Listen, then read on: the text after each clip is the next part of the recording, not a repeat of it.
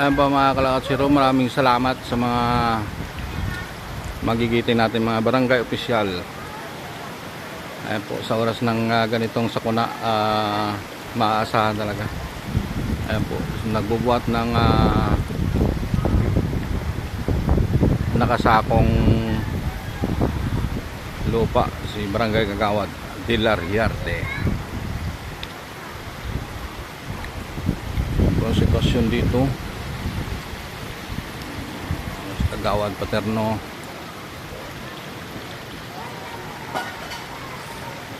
delikado kasi yung mga basura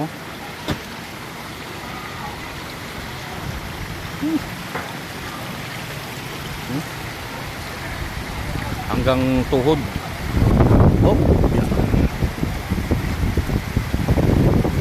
Sana diretso-diretso na yung init, lumabas na yung init.